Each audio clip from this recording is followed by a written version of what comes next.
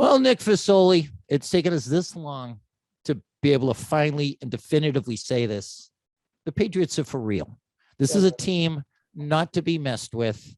My favorite things to do now on a Monday is go around all the cable shows and watch people lose their damn minds over how good this Patriots team is. And this win was, as statement wins go, this one was spoken through a fucking bullhorn. Yep. It doesn't get any louder than this when you're beating a playoff team, a team that gave the Chiefs a ball game in the divisional round last week, one of the best defenses in the league, a defense that has been giving up less than 85 yards a game.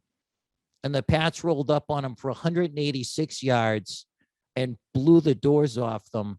Like, I'm not dreaming, right? This is not an illusion. The Patriots are legitimately a team to be feared. Yeah, I mean, we saw it as soon as that running back room came out onto the field. We bulldozed the offensive line. I don't know what has turned the corner with them, but I love it. The offensive line is fantastic. The blocking has been unbelievable. I mean, they're opening up huge lanes for Brandon Bolden, for Stevenson. Stevenson, yeah. yep. And this is without their number one running back. Yeah, absolutely. Like and I don't know how the offensive line has done it either, because they get Trent Brown back, and Trent Brown had one superlative year for the Pats in 2018. Before then or since then, has never really lived up to his talent level, his size or whatever. And then he finally gets activated. We're 10 weeks into the season, and not only gets activated, but they put him right at right tackle and take out their best offensive lineman. Michael Onwenu is the best. He's the best guard that they have. He's the best tackle that they have. He barely plays, just as like a third tackle and like jumbo packages or whatever. And like you said, they not only pushed Cleveland around. Brown just did a number on Jadeveon Clowney. Yep. And then Myles Garrett, who is arguably the best defensive end in football. You can say TJ Watt, whatever, but it's a conversation. Had that one sack on a little breakdown by Isaiah Wynn, tried to cut block him, didn't get to him. Beyond that, he did nothing. No. They twisted his brain into a balloon animal with the things that they were doing. He wasn't able to get at Jones, and absolutely phenomenal game starting with them, but definitely finishing with the receivers, tight ends, and Mac Jones himself. Yeah, I mean, that one cut block you saw on the right side from Brown, that was incredible. I mean, and that's the experience that we were missing throughout these 10 weeks. When he made that cut block on, I'm pretty sure it was Garrett, and he took him out right by the legs, and they gave Jones like an extra 3 or 4 seconds in the pocket. That's huge. And you can't teach that. Like, offensive line blocking is some of the toughest stuff to truly do. I was a center personally, but tackles, like, that's one of the most difficult jobs to do ever. Right, because you're out in space as opposed to a center. If your splits are tight enough, right? I mean, you can rely on a guard to come chip a guy or whatever. But were you good? I was decent. I had some D2 offers. Oh no, okay, that's not pretty good. That's damn good. I mean, like, I was a big dude. I was almost 300 pounds. So. Okay. And from a good program, or did you just no? I mean, stand up? Okay. I say that's even more. Okay, but that's even more impressive. See, every week I peel back more layers of the Nick Fasoli onion and learn more about you. That's right. I mean, well, maybe one of these days I'll tell you about being the safety on a freshman team at Weymouth High School and never seeing the field.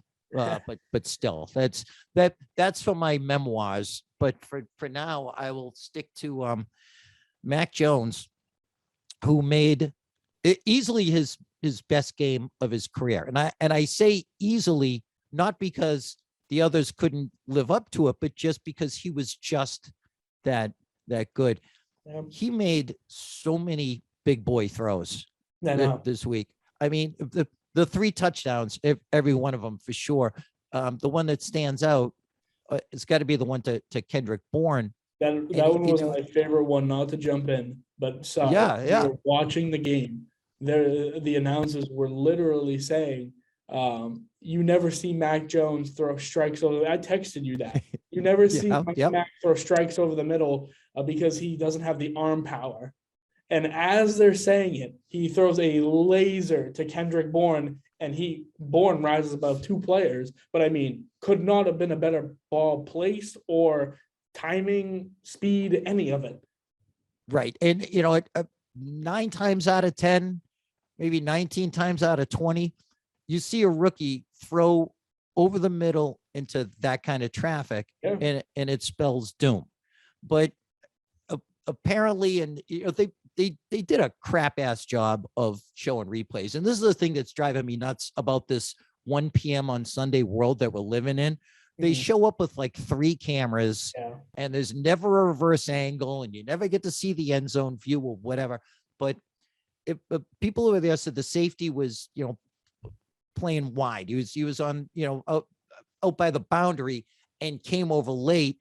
And if you watch the replay, what you get to see is Bourne fought off a jam at the line and got a couple of steps on him. And Jones said afterwards, well, he was my primary read, and he looked open enough. So he unleashed it in a way that, and here's Rex Ryan trying to call him like a pea shooter every week and trying to make that be his like running gag. Hey, he's a pea shooter of a quarterback. And on Rex Monday morning, he said, oh yeah. It's like, you just want to say, stop trying to make pea shooter happen. Okay. He deserves to be on the clown flag just as much as Goodell. We should do a Mount Rushmore clowns. I know. Yet he had to rein it in and say, I say he's a pea shooter. He's a pea shooter. He's making some unbelievable throws. I gotta hand it to him. He's really good. And then spent the rest of the segment dumping on Baker Mayfield, which you and I will do. But that's a throw that not every quarterback can make. And he made it. And we always hear that he doesn't have the arm talent to make those kind of throws. Like bullshit. He's got the arm talent. He's also got the field awareness. And really the one throw he's made recently that you can really say, okay, he looked like a rookie in that moment was the one that was picked off by Stephon Gilmore. I mean, then he made the tackle. You're going against one of the top 20 corners in the league. Former teammate, seen you in practice 24/7. But one thing to me, another standout play, how about the double stutter step to get his 7th touchdown in 7 games from Mr. 85? Yep. Yeah, absolutely. And right after, really the one bad play that he had the whole game was Stevenson dropped that ball on about the 2 that he probably would have barreled it over. And Jones just, he sees Henry going up the seam, holds it just long enough for Henry to kind of, move his hips, stutter step, like you said. Yeah. And as soon as the defender goes to the outside leverage, he just stems it inside and the ball's already there. Yeah. Again, it's just being able to, Jones has that ability to see how a play is going to unfold. And the arm talent, even though maybe it's not a howitzer, but the ability to throw strikes and get in there. And you can always develop arm strength. It's hard to teach accuracy if you don't already come into the league with it. And that's been proven time and time again. Tim Tebow. No one, what's his name? God, Jamarcus Russell, who doesn't get enough credit for being the worst pick in the history of the NFL. You always hear about like Ryan Leaf or other guys. No, he got drafted number 1 back when you still had to pay the number 1 pick, a dump truck filled with gold bricks for a guaranteed money. And he was out of the league in 3 years. But they used to say, he can throw a ball 60 yards from his knees, which they've never found a practical use for that skill. Jones probably can't throw a ball 15 yards from his knees. Doesn't matter. He can deliver a strike to Hunter Henry just as he's getting into his break. Same thing on that first touchdown. Like, ball was in the air before he made his break. And to see him start to develop that red zone game with the two guys that we've mentioned is gigantic. And they get Jonnu Smith back. Okay, that's just another piece of the puzzle. But Nick, this win, when you win by 38 points, generally it means there were massive breakdowns from the other team, right? There were a bunch of turnovers, maybe a punt return for a touchdown. No, the Browns just punted the entire time. Yes, exactly. You had the pick by Kyle Duggar, and Kyle Duggar, was first off.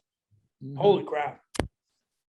I mean, was I a doubter when they took a Division II cornerback or Division II linebacker, I should say? Yeah, a hybrid linebacker safety. Dog. It's an increasingly positionless league, and particularly when it comes to those kind of guys. So yeah, he's he's definitely a hybrid. Can play in the box, can play deep safety, and has at times like maybe not shown up this season, but lately has been terrific in coverage. Again, line up on tight ends, which remember about 4 or 5 years ago, tight ends were torturing them all the time. They had nobody to stop them. And between him and Phillips and Chung before them, it's not the problem that it was. And that was just a terrific coverage by Duggar, and proof why you don't want to pay Baker Mayfield a ton of money going forward. He's getting the money from the commercials, I mean, the best part of a Browns fan's day is watching all the funny Baker commercials 24/7. It makes me want to stab my eyes out. But, he's, as commercial spokesman goes, he's not the old guy who teaches you not to be like your parents. Like, that's funny.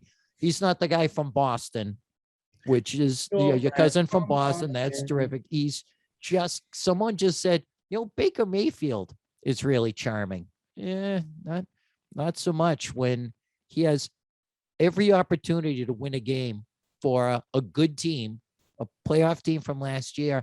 The Patriots just said, you know what, we're just going to load up against the run and try to stop that and defy Baker Mayfield to try to beat us. Yeah. And even the Browns weren't comfortable with that. They were just like, they would rather just run into the Pats front seven all game than to try to let Mayfield win it. But then when they go back down 21-7, they had no choice but to chuck the ball, and there was no hope. There was no other path for them to win, to beat the Pats, other than to run the ball. And when they lost that opportunity, then it was blowout city. Now, a couple things. Two related points. One, do you think it would have been a different game if Nick Chubb was in? Yeah, for sure. But how much of a difference would it have made? Right? They would have gotten a few more yards on the ground. That is without question. Chubb, I did the math. He had 43% of their carries going into this game and exactly 50% of their rushing yards. Yeah. He's averaging like 6.0 a carry. So yeah, he's a talent. But when you're facing a team that puts together a touchdown drive of 92, another one of 95, and another one of like 99.99 yards, thanks to a Juwan Williams like hold on the punt that was half the distance of the goal. And in the words of Bill Belichick one time, yeah, I mean, what's the distance we're talking about? Yeah, it's the length of my dick. And he holds up his fingers. My fingers are an inch apart. So yeah, when you put together three, not one, not two, not three drives of not 80 yards, not 75 yards, but 90 plus yards, Nick Chubb's not going to beat that team. Yeah. But on the opposite side of it, would he have really done much with number 9 in the red sleeves, fucking tearing his offensive line apart? Yeah, Matt Judon, and I looked this up today. He's on pressures or hurries, quarterback hurries. He's like 3rd in the league. But if you look at guys among edge players, if you look at the edge players, he drops into coverage the 4th most in the league at his position. So it's not like he has the luxury of just being, Chandler Jones, just line up, go after the quarterback. Yeah. Even Garrett to an extent does that. He's doing everything. He's setting edges against the run. He's dropping into coverage, and still they can't keep him out of backfields. And it doesn't matter, what the team is, what scheme they're throwing at him.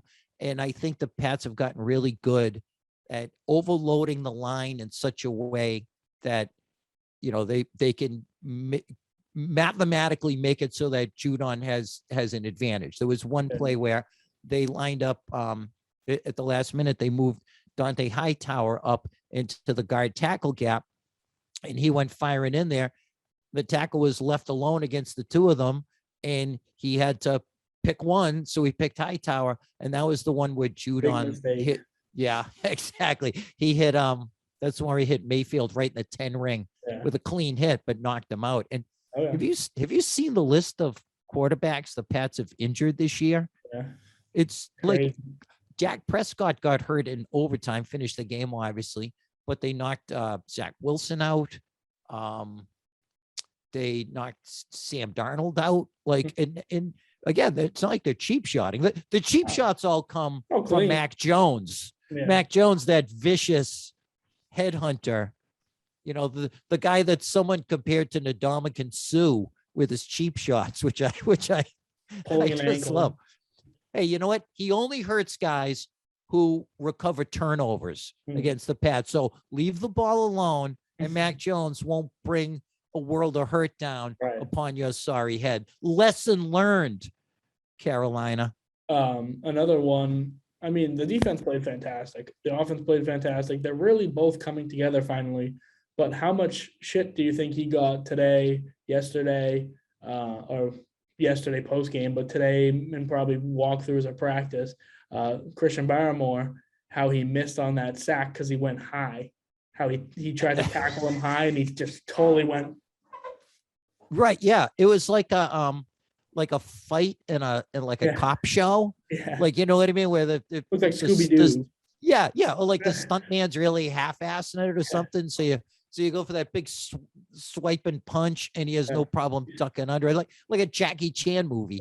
That was the damnedest thing, because he had him dead. It's almost like dead to rights. Almost like he wasn't really trying to get him, or it was just pantomime or something. It's not all positive. I have one guy I have to criticize because he's been such a crushing disappointment. I had such incredible high hopes, and everybody did, for Josh Uche. Like, really flashed last year, and like, okay, now he's going to get his opportunity, and he's just a possible guy to block, and he's just been a no-show this year. And then has a stupid penalty that hurt them, like a pre-snap penalty. That's when Belichick just put him on blast and was F-bombing him left and right. And then there's a fumble right there, like at about the Cleveland 30. And I still don't know how that ball escaped his body. It was right underneath him. It was like a magic trick. You know what I mean? It's like I saw Penn and Teller one time, and they were like putting needles through Teller's body. And like, I don't know how it happened, but it just passed through him like he was a ghost, and he's hardly seeing the field. I guess they don't need him because they're still putting together one of the best pass rushes in the league without him. But God, if they could ever get that guy's whatever's ailing him, whether it's his body or his head or whatever, if they could get him on track and add him to a pass rush that already includes Judon and Barmore, I mean, you could just go with 4-man rushes all game long, and one of those guys is coming free, but it's really up to those two. Yeah, And and thank God they're getting the job done. I will forever love Lawrence Guy. Yes. Yep. Exactly. A tackle. Mhm. So you Can't you ask don't. for more. Yep. You don't notice him a ton, Does his but job. yeah, exactly. And Godshaw, I was excited when Gotcha. they Mhm. signed him because he's one of those guys that always played really well against them. You look at Mhm. his career numbers against them; he's always having these like 5 tackle games or whatever. But him and Guy and then Wise in a Yeah, Dietrich, he is so good. yep, always good for like one splash play a game.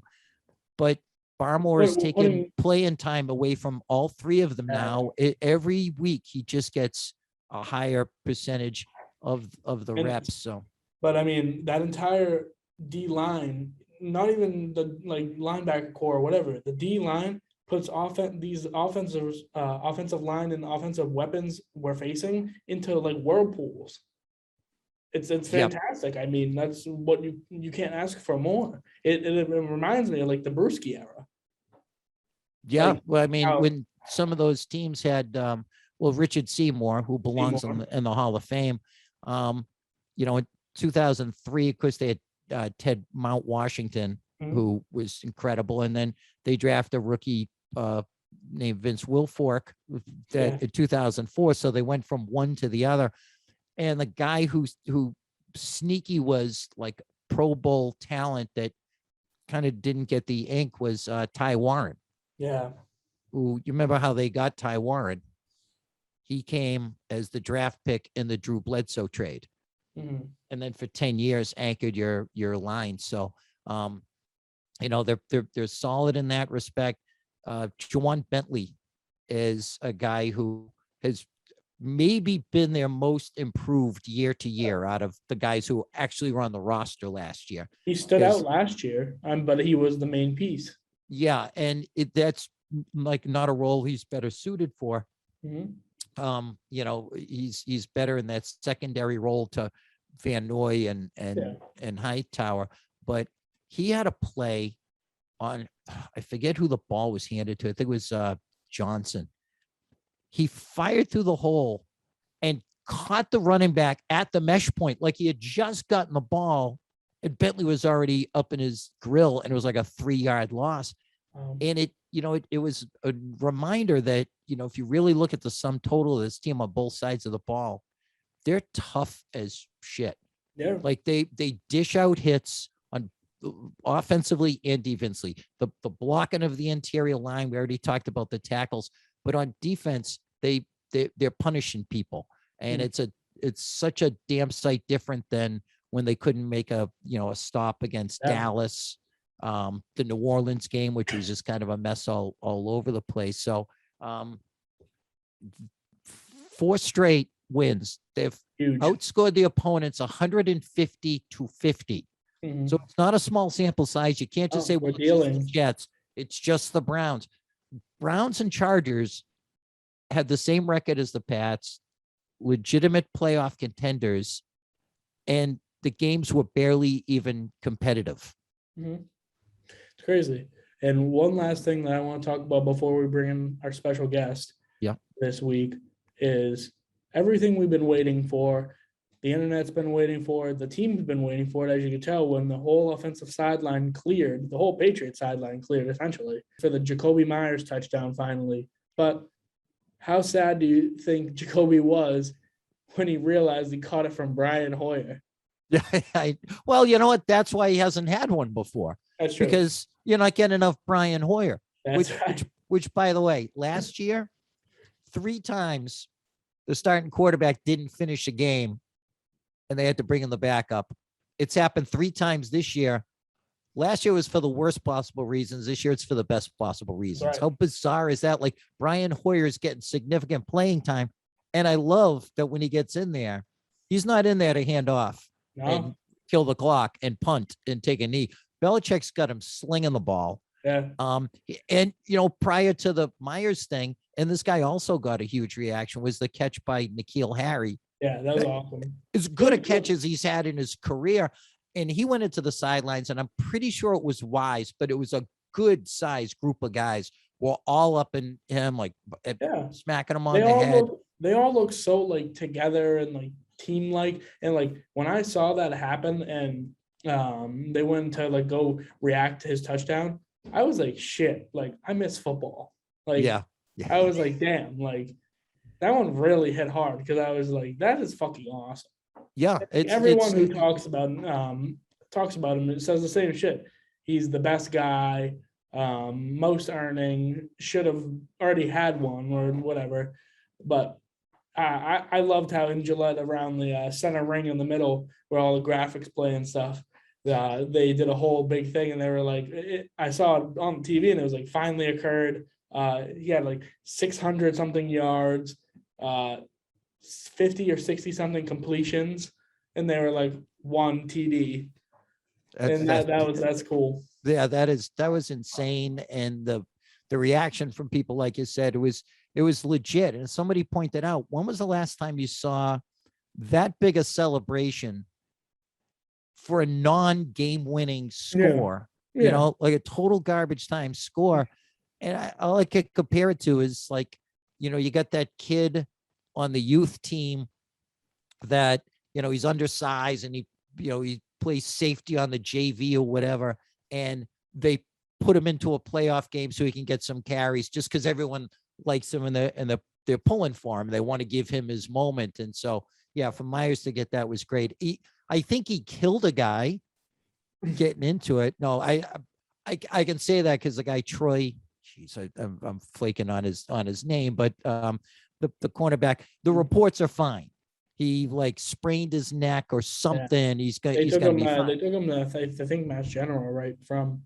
Yeah, and so yeah, we can have fun with it because he's going to be perfectly healthy and bury us all. But like the freakiest play in the world, like Myers just stepped back and let this guy miss him and goes in for the score. And while we're all celebrating, you realize this guy hasn't budged. Like what? And I've seen it 150 times. I still don't have the slightest idea how he hurt himself, but I'm glad he's fine, I suppose. But you know, seeing Mac Jones be one of the first guys up the field too to lead that celebration, but it was offense, it was defense, it was everyone. Belichick's giving him like a whack on the skull bucket when he got back to the sidelines.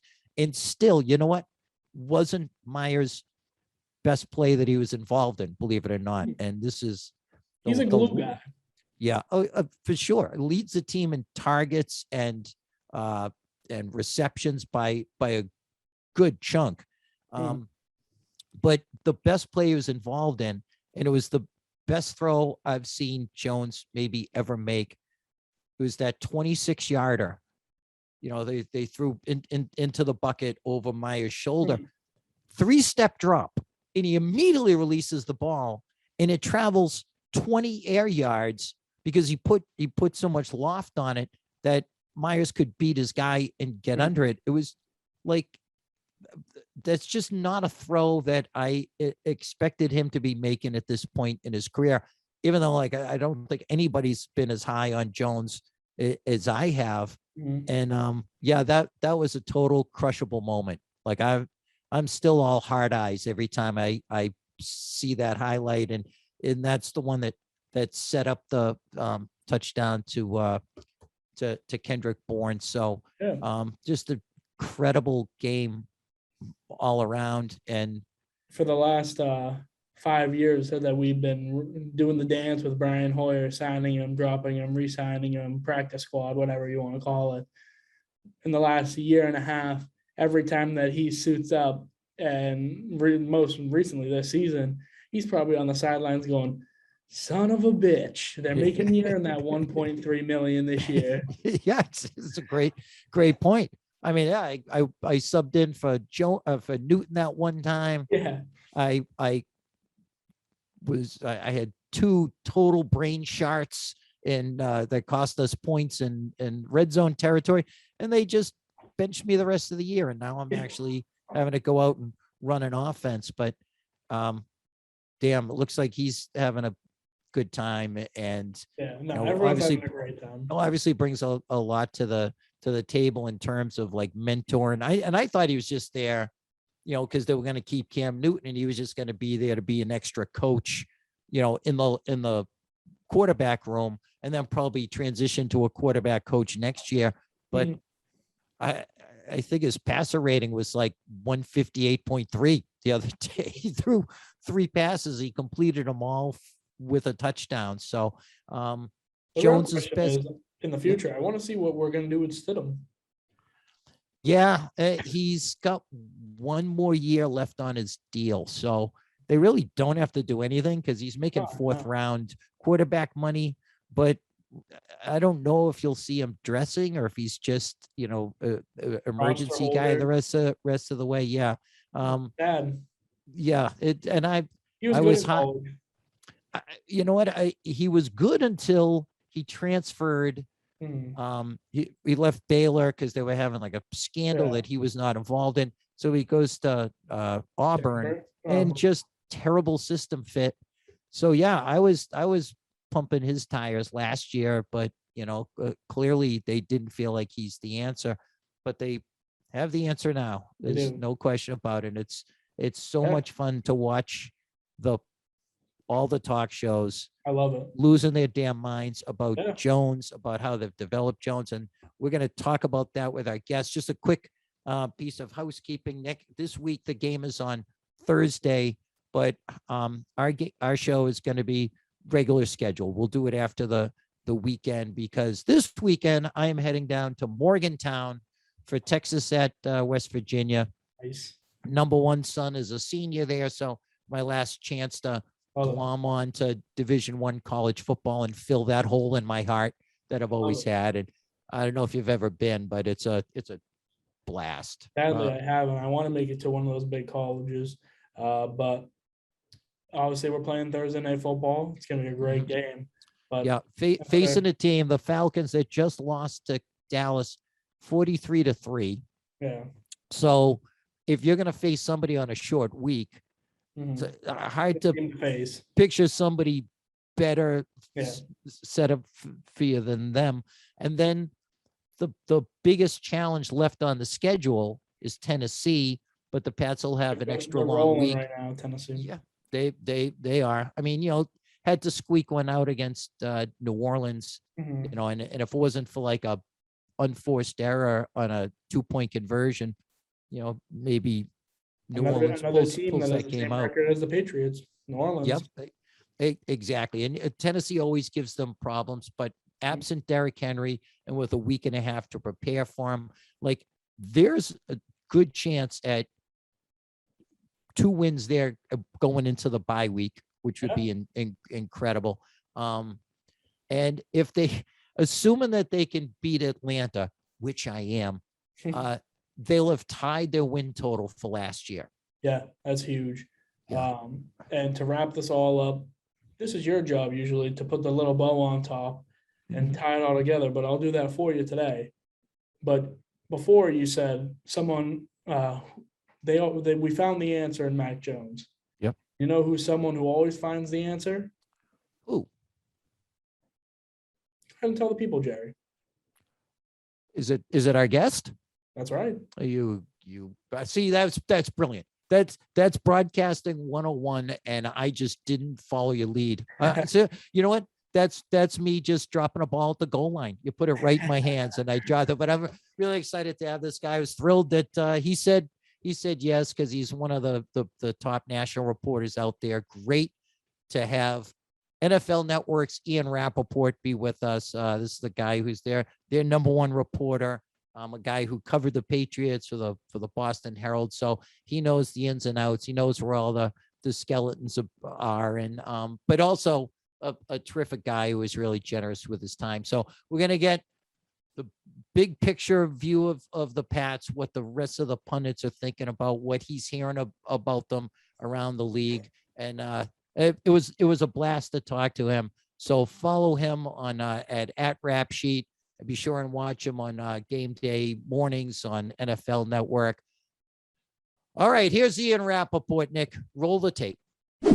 Ian Rapoport, I want to thank you for coming on with us for a couple of reasons, not the least of which is you're a busy man and you're very important, and your time matters to us. But also, you have a unique place in Barstool history, in that you're the only person who's ever been fired by David Portnoy without ever actually having worked for Dave Portnoy. So this is historic for us, and I want to thank you for being part of that.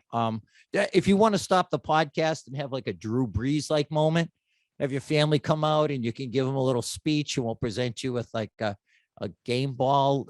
Feel free. You're entitled to that, because no one else can claim what you can claim. It is, at the time of taping this, it is bedtime / bath time in my house. So there is literally a possibility that one of my kids, I didn't lock my door in my office. So there's a possibility one of the kids will come by. I will say that when I did one of your Barstool car washes at the Super Bowl a couple of years back, you guys gave me a bunch of swag, and my wife stole the Barstool sweatshirt, the hoodie, which she now wears frequently around town. So thank you for that. Okay, which one is it? Is it one of the more tasteful ones? It's just a stool on the front. Got it. Okay. A bar stool, you might say. Very okay. Very, very well. For the company. They send me paychecks, and I get how they all work. Now, tell us briefly before we get into the Patriots, which is more or less why you're here, but we've never had a through line of a conversation that didn't digress. But tell us about waking up on a Sunday morning to angry texts from Dave because he was firing the wrong Rapoport. I will never forget that, honestly. So it was 3 or 4 years ago, when Michael Rapoport was going bananas. And I just remember I was sitting on the floor of the basement. My kids are 6 and 8 now, but at the time, I think it was 3 years ago, because at the time, one of them was really young. So, you sit on the ground and play with a 3-year-old in the basement. That's what you do for basically every weekend morning, which is why I didn't play golf on the weekends for like 6 years. When you're trying to act entertained by Dinosaur Monopoly or whatever, or building Legos, trust me, pretty soon they're going to tune you out, and then you can go back to golfing all you want. But please continue. I feel like for any kids, it gets easier. But yes, so I'm sitting there on the basement floor. I get a text from Dave, and it's like, "Hey, sorry, man. Obviously, like what you did last night was not acceptable. I'm gonna have to let you go." And at first, I'm like, fuck, like, what could I have done? I'm trying to think, like, did I report something? Or like, maybe I like pissed him off. And like, I don't actually work for Barstool. I'm like friendly with some of the guys, but like, I don't actually work there. So maybe he's kind of being funny, but then he wouldn't say fired. It took me like a minute. And I'm like, so first I said like WTF. And then I'm like, wait, wrong rap? Because I'm thinking like, I remembered something about Michael Rapoport going crazy and him yelling at him over Twitter. And then I'm like, wrong rap? And he goes, wrong rap. You are not fired because in fact you never worked here. And I'm like, you know what? Thank you very much. And then I sent that to all my friends. And then he of course tweeted it. And then my phone blew up like crazy. So yes, a moment I will truly never forget. And that's something I think about every day that I wake up. I go, did I have too much last night? Is it possible that I said something that's going to get me fired? Like really, if in a perfect world, I'm just going to turn my phone off at like 9 o'clock on every weekend night, because nothing good can happen when you. I have never turned my phone off, so I understand that you do, but I do not. But actually, like during nights, you go out and have a couple of drinks, and sometimes news breaks, and I'm never off, so I gotta like read it over very carefully, or have my wife read it over just to make sure. Which I don't get very drunk anymore, but like you have a drink or two, you want to make sure to tweet it all properly. You know? And to be clear, I said I should.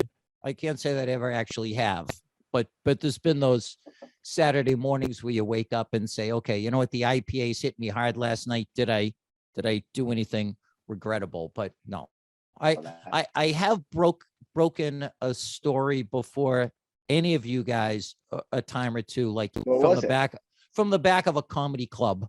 It was the Patriots signed. I'll think of who it was. It was a God, like Brandon Tate or someone that really never amounted to a hell of a lot, but I had it before any of you guys. And that probably is the sum total of my breaking stories. What That's good. your favorite piece of breaking news that you had that had your imprint on it and nobody else's?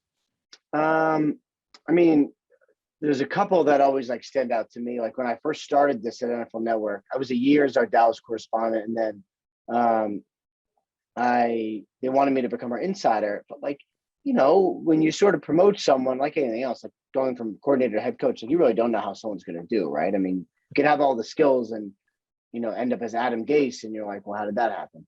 And so NFL Network wanted me to be our insider, and they said, come out to LA the day after the season ends. We used to call it Black Monday before I realized that was really disrespectful to sort of, you know, promote everyone getting fired. Right. Come out to LA, would like you to, you know, focus on the coaches getting fired and then hired. And we haven't broken one in like 3 years. We'd like you to try to break one. Like, okay. And then I like dedicated myself to that. And I ended up breaking Lovie Smith getting fired, which, you know, was an incredible moment, which is weird because like I love Lovie Smith, and him getting fired was not a great moment for him at all. But for me, it was sort of the first time when I'm like, all right, I can do this at like a high level. I thought that was pretty meaningful. The other one for me was when Gronk was getting traded to the Bucks.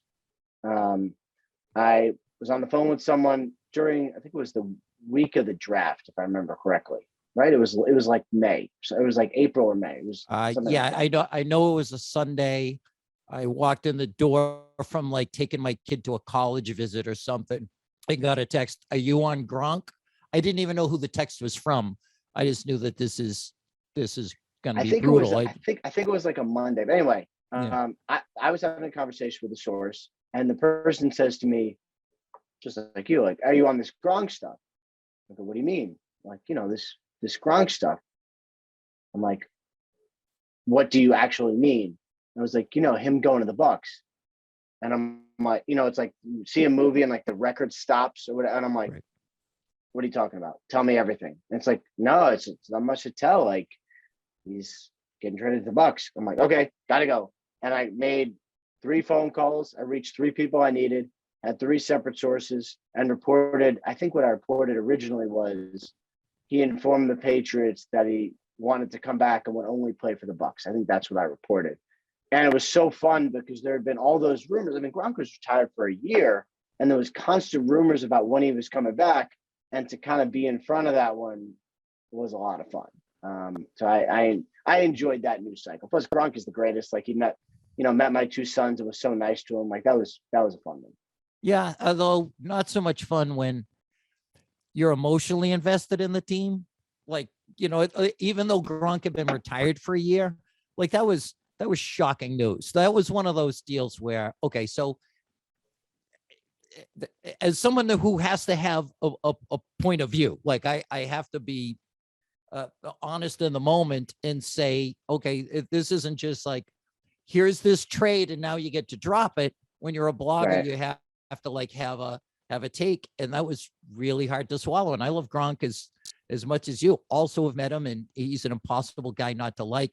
And then to have him like unretire just to go play with Brady, it just felt like he was flipping the state bird of Massachusetts to all the Pats fans or whatever. You know, we're over it now, and like I said, how much can you not love the guy? But see, it's funny because I only think as it pertains to the Patriots, I only think about it like it was free draft picks. He was never playing for the Patriots again, so it was either retire or it was either play for the Bucs or just stay retired.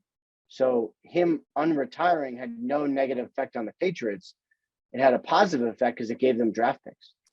I thought it should have been good for the Patriots. Yeah. I mean, that was part of the math of this thing. There's no question about it. But just the fact that he hated it so much by the end, like this guy of infinite jest, to quote Shakespeare, this guy who loved everything about football and all the trappings of it and the way he was beloved by Pats fans, having him just say, you know what? I would rather just sit home than play another down for you guys. But if it means not playing for you guys and going to Florida, I'll do it. So, I mean, I've tried to move on, but you can tell, Ian, that the Raw, wounds are it's a little raw. still sort of fresh. Yeah. And never forget, and I've talked about it on the show before, but Brady left at 8:30 in the morning on Irish Christmas. You know, when it's March 17th and the world is coming to an end and everything's shutting down, and then he decides to drop that emotional nuke on everybody. I'm only now just starting to be able to wrap my brain around that. And a lot of it has to do with the fact that the Patriots have seemed to finally have put Brady and Gronk in their rear view and is starting to be successful without them. How's that for a transition? So I got to get your take on this, because I appreciate you coming on, because I know that you probably didn't watch every down of a 38-point blowout when you've got 12 games to watch, because you're big and you're national. But what is the national take, both yours personally, people you work with, people you talk to around the league? How is this Patriots team being perceived after 10 weeks? I mean, they're getting better, you know, and I'm sort of, you know, there's a lot of Patriots things now that I'm used to that people will react to, and I'm kind of numb. Like the Patriots selling early on a veteran, you know, like Stephon Gilmore being released, or actually eventually traded. You know, I don't think I knew specifically that was coming, but I knew it wasn't going to end well, and I knew he was never getting another contract. I'm numb to this. I've seen it too often with the Patriots, from, you know, Richard Seymour all the way on down. You know, they don't give, unless you're Brady, they really don't give, or, you know, Devin McCourty, who's a special case, they really don't give third contracts. Yeah. So I mean, these sorts of things. Mike Vrabel, you know, Vince Wilfork, like, you know, the fact that there's a list of so many guys who are with multiple rings. Logan that they Mankins, just, you know, I mean, Logan Mankins is a great example. There's so I was like, when Gilmore happened, I was kind of like, yeah, actually that makes sense. So there's a lot of Patriots things that I'm sort of used to. Another thing I'm used to is they really spend, you know, last year was a transition / rebuilding year, so that's a little bit of an anomaly, but they basically spend like September and October kind of messing around, seeing what works, trying different things, trying different rotations, playing whoever. And by the time they get to November and December, like, okay, it's time. And that's like what we're seeing this year, you know. And Mac Jones I thought it was good the first half of the year, probably a little better than maybe what they expected, but pretty good. And now you're kind of starting to see him take the next step. I mean, some of those throws are just like, you know, he would get criticized for being a dinker and dunker. And then you watch last week's game and you're like, that's not really who he is. They look like a good team. They really do. You know, your boy Rich Eisen was really, I think, one of the biggest high profile national names to say, watch out for this team. And he talked about it. He was at the Chargers game and said, like, they're not only for real, they're not only a playoff team, but nobody's going to want to play them.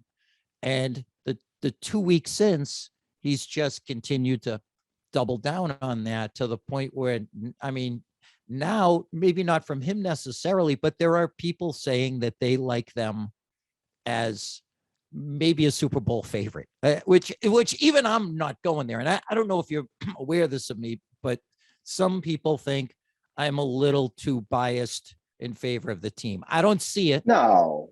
Yeah, I never thought that. I get accused of it once in a while, crazy as that is.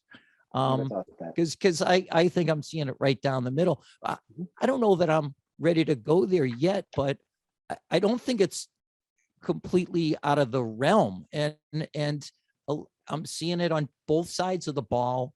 I think, you know, it's that old Bill Parcells thing about how the first third of the season, you're sort of figuring out who you are. We're halfway through this. Who do you think this team is? What do you think their personality is, what their dominant traits are, and what their prospects are? They look like a lot of those teams from like 01 01-ish, I guess, to like right up to 07, because they were going to run the heck out of the ball. They're not going to make a lot of mistakes. They are really basic. They tackle pretty tough. Like they look like what the Patriots teams kind of used to look like. And I will tell you this for Mac Jones, he obviously is a rookie and he didn't have a lot of experience in college either, but I don't think he cares about like bright lights and like, I think he feels like he was born to be here and expects all of it in like a good way. Like, I can't imagine him getting in a big moment being like, oh, wow, like this is a really big drive, guys. Like he doesn't, I don't know, like that's not the way he's wired. It's more like, well, yeah, obviously I'm in this big moment because I deserve it. So like, let's go. I like his mentality. And he's, as like he is insanely competitive. Like the stories of him on the scout team at Alabama are like legendary because he was such a pain in the ass. Like they, I don't mean this in a bad way, but they hated him because like, here's this young guy just trash talking to these future pros and thinking that he should be able to do that. And then playing well enough to justify it. Like that's tough to take as a young guy. So I think he's kind of got the right stuff to be this team's quarterback, See, I've had him on my radar since really about December. The Pats went in a That's not 3-game very long. Well, the Pats had a 3-game losing streak. And so now it's like, wait a minute, this guy I see from Alabama every week, now he's starting to become maybe within their grasp in the draft. So kind of started watching him through that perspective. And I didn't know that stuff about the practice squad. Now I love it. Now that's like Vince Vaughn and Rudy. It's his fourth team and it's practice and he's out here like it's the Super Bowl. All right, well, that's why you've just been demoted. So I've yet to see a moment where he didn't look like he belonged. Yeah, I've really even not seen a moment where it looked like he was a rookie. I mean, Yeah. I guess when he takes his helmet off on the sidelines and he looks like a guy in a 50s sitcom, like a kid wearing I just learned that he was overalls a with kid like a actor slingshot in today. his back pocket. Did you know that he was a child actor? No, wait a minute. What? He was All right, on now like this terrible is commercials breaking or news. something. I learned this today actually on the interwebs. There's pictures of him as like he said something to someone, and of course I'm kind of like, that actually makes sense. Yeah, I can definitely see that. Nick, do you know this? Yes, so that actually broke today, breaking news. But it was his portrait pictures that came out first when he was a child actor, and there's two of them, him like posing like this, and he's like, and he a little blonde kid, whatever. But it was funny, and then everyone was like ranting about that over Twitter. Do you guys been, think it's possible that these are going to make their way into a team meeting by head coach Bill Belichick? What do you think? Oh, one can only pray. One can absolutely only pray. And I get the sense that he is a guy that's like really well liked by his teammates. Like, because one of the knocks on him coming out of Alabama was the obvious. Well, he's got such a talented huddle. And I always took that as a positive, because when you've got that much first round talent around you and you can control that huddle, like that's great life experience to establish yourself as the alpha. Like you've got the biggest, reddest butt in here. And yes, you guys are all going to be making, signing $30 million signing bonuses, but I'm in charge here.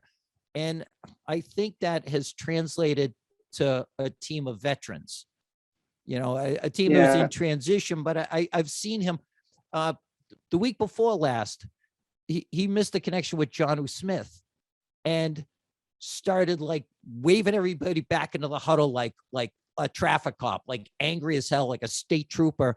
And I don't know if he was like balling out Smith or whatever, but I'm like, okay, that's good. Like, you don't want a guy who's like, shucks, I'm 23 and, I was a child actor and I had to learn to get along with everybody. And I get that sense that when he needs to kick ass, he's going to do it. I haven't seen nearly as much of the other 4 rookies that were drafted ahead of him as you have, but every one of them, I imagine at times you've looked at and said, okay, this is a first year player and he's still trying to figure out what his place is in here. Is that a fair statement? Yeah. Yeah. I mean, I would say Mac probably has the best team around him too. Like what Belichick and Dave Ziegler did this offseason, they spent a lot of money and they generated a lot of headlines, but like they actually made a really good team, expensive, but like they did. The guys they chose, they did a really nice job for the most part. The huddle thing, I kind of honestly don't know what to do with that.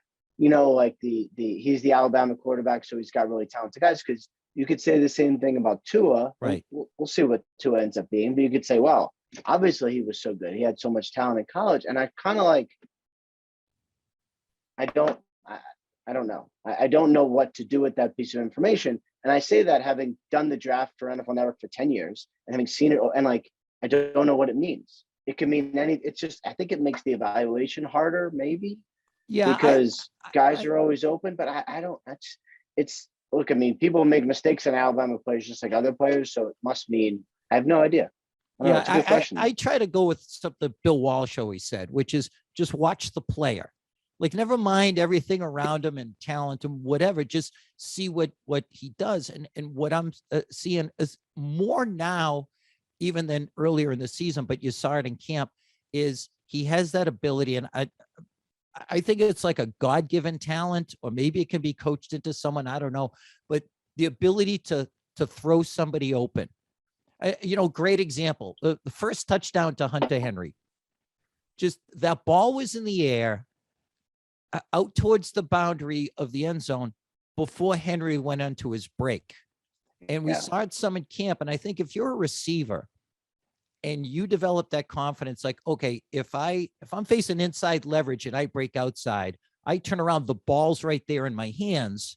Like, I love this quarterback. I trust this quarterback. And you're going to run the full route too, because you think there's a chance you might get it. That's the other thing. Right. Like, we're on the same page as one another. This guy gets it. It's not like I've done everything right, but the ball just went the other direction and it gets picked off. And I could see how that's discouraging. And I feel like other rookies are still having this feeling out process. But with Jones, like, a knock on him is that he doesn't have a high ceiling. We've seen his floor. Like, his floor so far is not a particularly low floor. Like, if he's going to continue to progress, then he's not going to get, if he's not going to be any worse than what we've seen, then he's already a top 10 NFL quarterback. Or am I getting way ahead over my skis? Yeah, I mean, I don't know if he's, we'll see. But I think what's a couple of interesting things. One, when the 49ers traded up to 3 and there was all those rumors of people talking about how much they love Mac Jones, everybody lost their damn minds, because how could they not choose Justin Fields or Trey Lance or whoever? I think what we've learned is, had someone taken Mac 2 or 3, it would have been okay. Like, he would have, if you end up with let's say at worst, he's a pretty good starting quarterback. Let's say at worst, he's the 10th best quarterback in the NFL. Well, is that worth the number 2 overall pick? I would say it probably would be, right? You get yourself a starting quarterback for 10 years. Like, that's probably worth it. So that would not have been overdrafting. And so then you think about where the Patriots got him, like, that's actually really good value, because, we'll see what happens, but he's looking like a starter for probably a very long time. You get him at, was it 15, right? You get him at 15. Yep. And like, that's excellent value. So yeah, I mean, I think the other thing with these rookies is, like, I have no idea what any of them are going to be. Trevor, you could sort of see. Zach Wilson, crazy throws, but not a lot of consistency. Justin Fields looked awesome at the end of the game. It was on Monday night. Mm-hmm. So, like, maybe that was him turning the corner. Trey Lance, we've seen almost none of. It's just Mac has played a lot on a really good team, and what we've seen has been really good. So, like, at the absolute floor minimum, the Patriots got what they wanted and probably more. Okay. Well, I'll throw out this hypothesis and tell me what you think of this, that Jones, the reason he was taken 5th out of that group was that he's a referendum on how you see the quarterback position going forward in the NFL. Like, if you think that there's still a place for a traditional pocket passer like Jones is, you're fine with that. But the other four guys ahead of him are those ones who can make those the big play, the play out of structure, rolling pockets or whatever. Do you think there is still a place in the league for a guy who is less mobile, or do they all have to be Trevor Lawrence, Josh Allen, Russell Wilson, Patrick Mahomes? Yeah, there is a place for a pocket passer. It's definitely trending toward those more mobile guys, because that's who defenses hate to face. Like, you ask a defensive coordinator, like, who'd you rather face, a drop back guy or a guy who can run? Everyone will take the drop back guy, because a quarterback who can really run, and I'm not just talking about like run like Lamar Jackson, he'll kill any defense, but you can run like Josh Allen or Trevor Lawrence. Like, that is hard to defend because it breaks you down and it ruins whatever you had planned. So I think a lot of people would like that. I kind of thought the Patriots wanted to go in that direction too. I mean, obviously they signed Cam, so they must have a little bit, right? I kind of think they saw that's where the game is going and wanted to go that way after years of having a pocket passer. And then Mac Jones falls to their lap. They like the evaluation. They like the value. They took him, and now they're going to have a pocket passer for probably 15 years. But I think they'll probably be okay with that as well. I love this. I just love that now I can already look ahead 15 years, because, I mean, this time last year, we're looking at Cam Newton and maybe Jared Stidham. I'll get into Newton before we're done with this, but you covered Belichick a lot.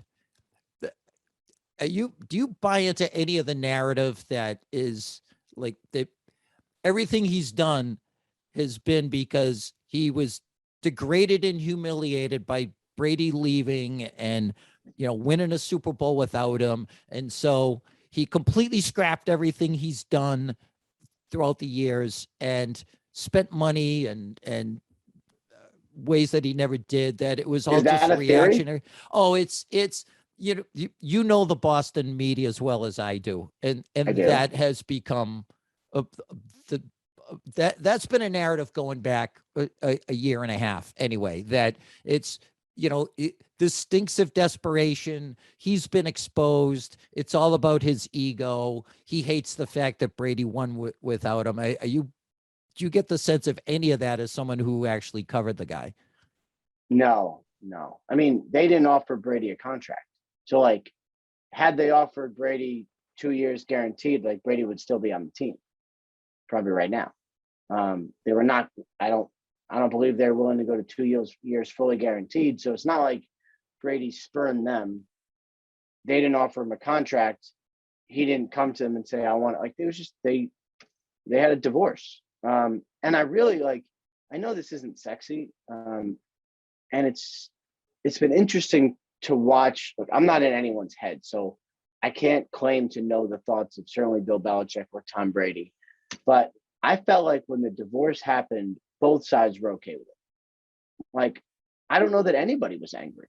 Like, for real. Like, and I know that's not very exciting, but I think Belichick was at peace with, got to start new some point, clean break, clear the money, which is what last year was, and start new and find your next quarterback and begin the next, however many years. And I think Brady was like, you know what? An amazing run. Like to go somewhere else, maybe see something new, see if I can win another place. Tampa's cool and BA is great. Like, yeah, try that. Like, that's kind of what I felt like it was. Like, I don't think either side was really that pissed about it. I felt like it just kind of ended and everyone was like, all right, like, yeah, it makes sense to end now. I don't know. It's not very exciting, but yeah, and I don't mean to do the so what you're saying ism, but so what you're saying is you feel like that it was just they just needed a break from one another. It wasn't so much like Brady just saying, "How dare you? I don't like the way you're treating my business partner and my personal masseuse, and I'm gonna show you. I'm gonna go with Coach McFriendly, and I'm gonna win with him." Well, I think by that time they were fine with Alex, right? I mean, I think by the time they had a divorce, I don't think there was even like that much angst. It was more like, there had been some bumpy spots, but there's been bumpy spots throughout the last 15 years. The two like insanely competitive individuals who are right all the time. And like, I don't mean that in a rude way. Like they really both are right a lot. So they butted heads, which is okay. So I don't know. Like I didn't see a lot of negative there. I mean, it was dramatic because we all covered it like that, and it was dramatic because of what ended. But like, I think by the end, they were both kind of like, yeah, this seems like a good time.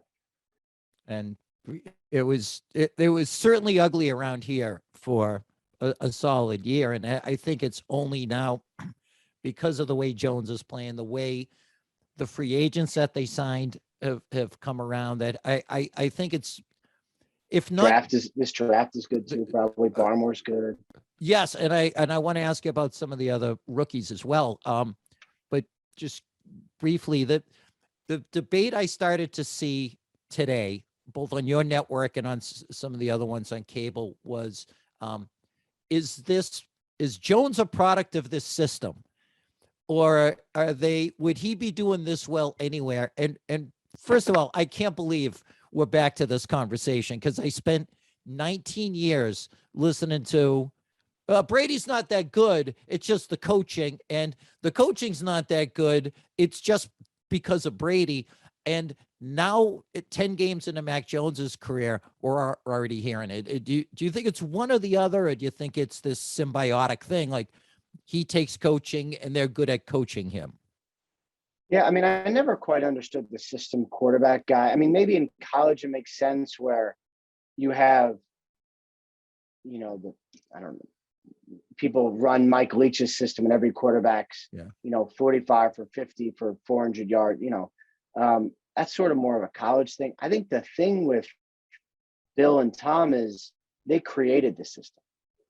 Like, is Brady a system quarterback? Yeah, the system that he and Bill literally created. So like, did they spend 15 years coming up with a way where he could play his best football? Like, I think they probably did. And I don't know. So like, he was definitely a product of that system. And now he's a product of BA's system, even though the running basically Brady mostly used to run anyway. So like, he's a product of every system. I don't know.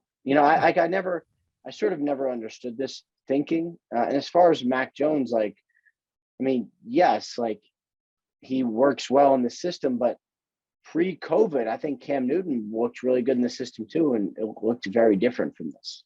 So like, they're really good coaches, but the players do their part too. And then like put it all together, and it's kind of what it is. My take has always been, if it was just the system, then how come everyone doesn't just use the system?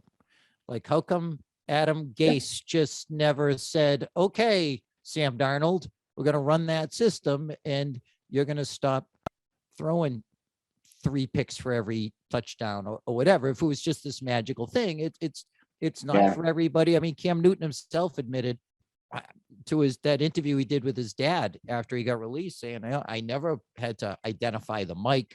I never had to do pre-snap reads. There was a play that was called, and it's not like he couldn't, but in the time that he was allotted for him to be here, just never really grasped it. And Mac Jones clearly is someone who is taking to it. Like he's comfortable with it. If he was down in New York, if the Jets had drafted him, would he be this successful? Hopefully I'll never find out. I'll say that. But we mentioned the other rookies. Your thoughts on Barmore and Stevenson? Barmore is really interesting because like defensive tackles from Alabama have been some hit, they all look really impressive. A lot of them have the same kind of pedigree where like you don't play a lot. You probably start 1 year because they're so deep. So like how many years you're going to start, and you flash, and then you get to the pros and we'll see what happens. Right. And sometimes you become Quinnen Williams, who's been some up, some down. And sometimes you become Barmore, who has been probably better than anyone anticipated. But I thought he might be good because of what the Patriots traded for him. Like traded a lot. He's been awesome.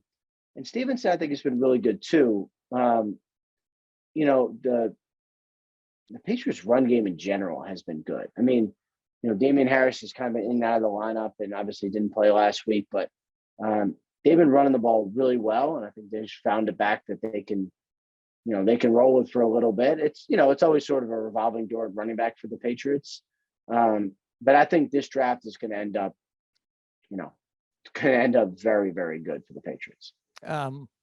This is, again, not to keep going after the Boston media and the talk show sure. idiots, but Yeah. I mean, you're always very courteous about them. Sure. Yeah.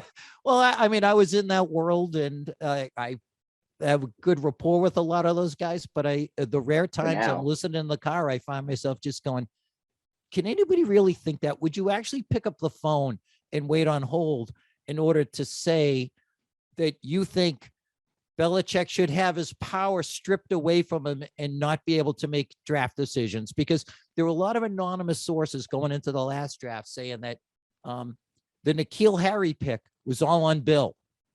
You know, it's that JFK thing after Bay of Pigs, like, success has many fathers, but failure is an orphan. And like, so, okay, so nobody had a high grade on him. It was all just Bill. But when he hits on a pick like Michael Onwenu, you know, the tackle out of Michigan, you know, no one comes forward and says, boy, was I against that pick? And do I have egg on my face? And so, yeah, you're never going to hear anyone say, well, I never wanted us to take Stevenson in the 4th round. Boy, am I a dope. But if a pick fails, then everyone runs from it, and Belichick's the one who has to be accountable, which he is. Right. I mean, you know, those sorts of stories are always fun, and like, oh, wow. So I'm watching the Niners-Rams game. Well, pick 6 for the Niners. It's interesting. Not good for my fantasy team with Matthew Stafford. Anyway.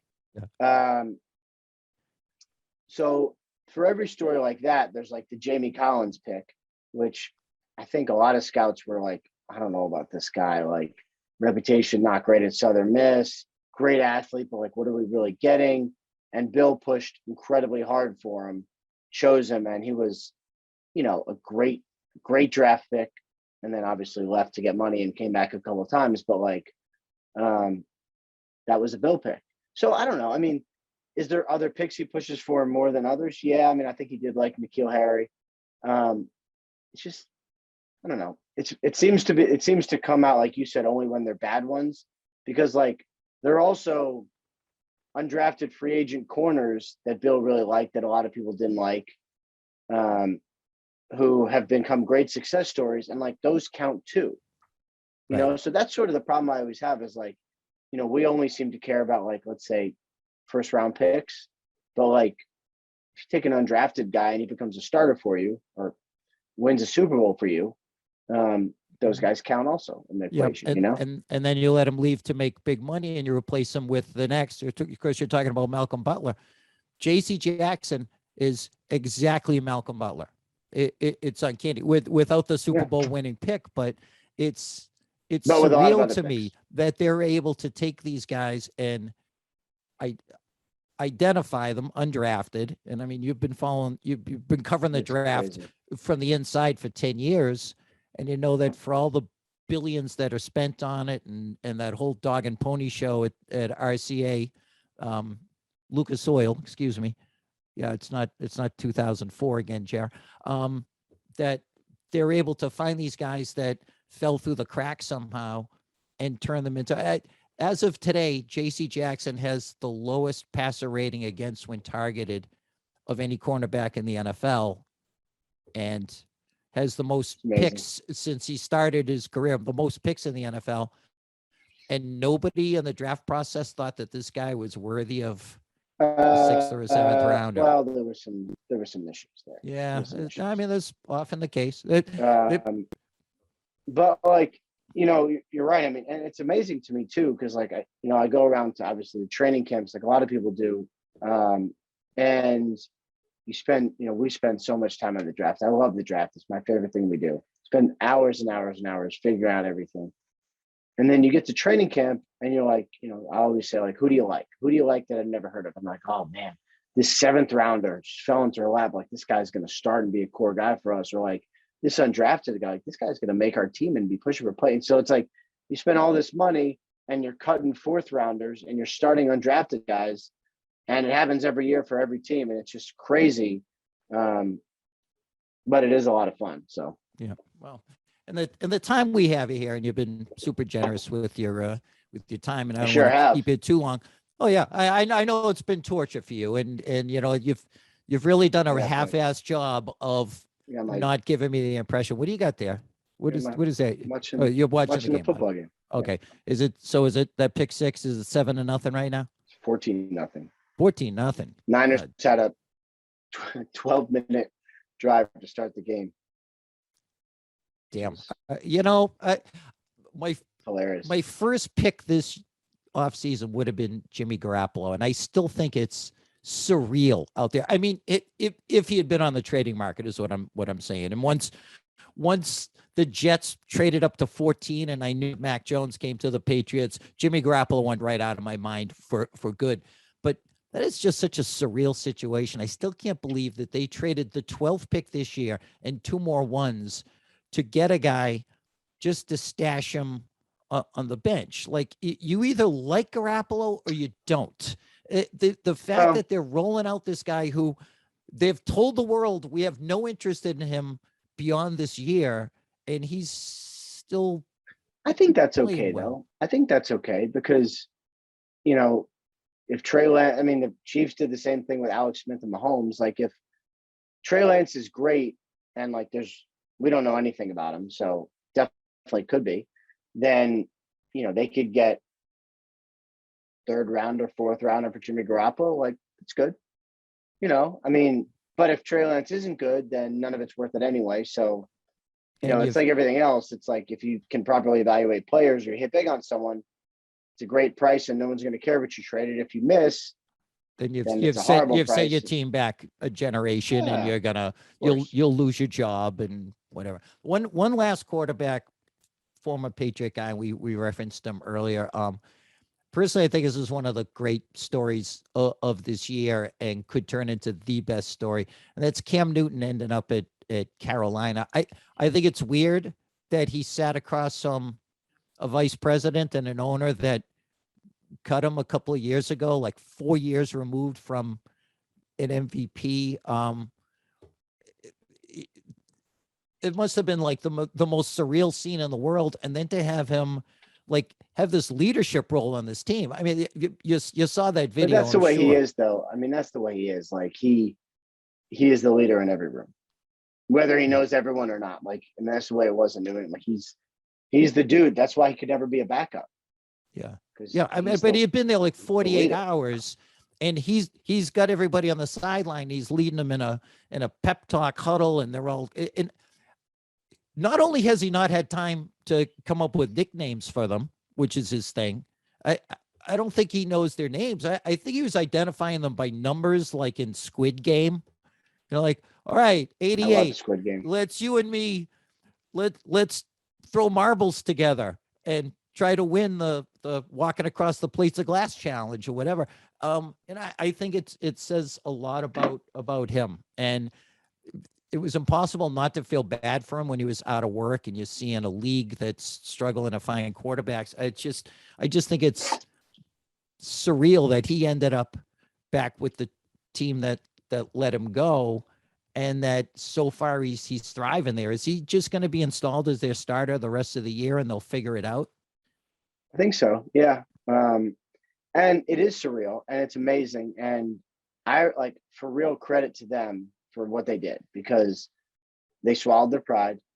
They called back a guy they had cut, who he felt they did him wrong.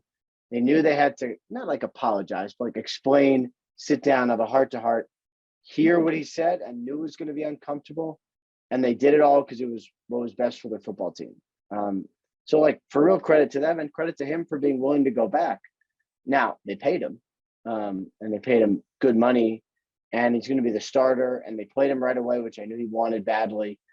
So it's all mutually beneficial, but it is amazing. And like, you know, just to hear the excitement in Charlotte is Cam's a special dude, and it's been really cool to watch. All right. Well, final question then. Oh, So that we can play this later on when the season's over and you can look like a genius.